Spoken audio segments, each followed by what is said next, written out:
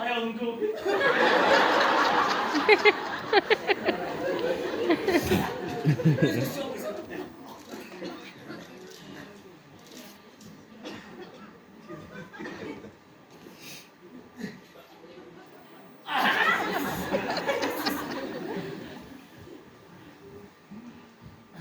Ustam, жүріп қой.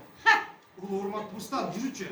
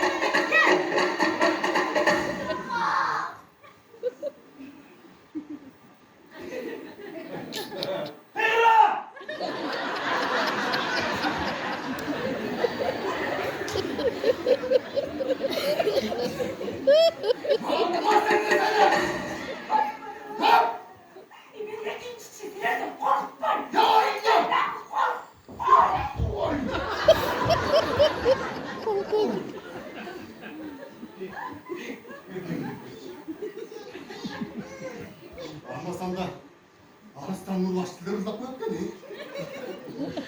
Al kızım.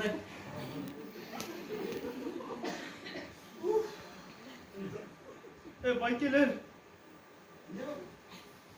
Apam beni nerede sürüştürsek katınlarımızdan acırayız. Moldakiler. Men apamda aябай сыйлайм ооба.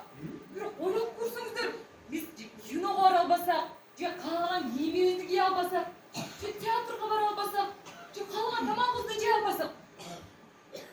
Сиздердин кайда келиңиздер? Мен жинimди келтирүүдө. Кичик, кенже келин тура айтат.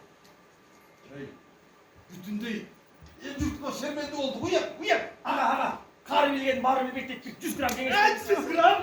Estağfurullah, 100 gram. Ana, akalarına sıra. Biri İlimler Akademiyası, biri polkovnik. Şular açsın. Жоқ, біз деген бұл бажамы көз сөйлесіп, бұл турасында юридикалық жақтарын қарап шықты. Қандай жақтар? Юридикалық жақтарын. Бұл бойынша біз түгел болбайды.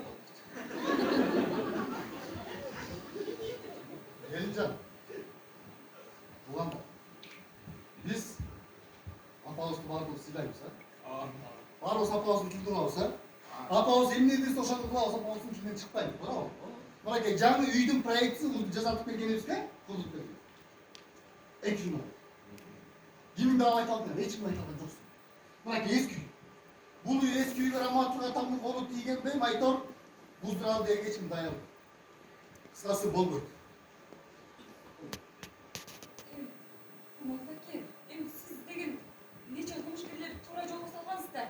Сиздер деген урматтайм деп атып чыгына кулга айлаптсыздар. Апамды туура жолго салыш мүмкүн го? Елінжан, апам кылмышкер емес, туурабы? Мүмкүн да. Мүмкін емес. Мен айтарым қалған өзіміз Елінжан. Öy, apağız kaçada? 75'te? Не? Oysa 75 yaştan adamda onda bize mümkün mü? Oldu. Hiç bayram çıkmaya taraklar getire barla. Ağalar! Ben taktım. Kimden Taktım. Kimden taktın? Gelingizler.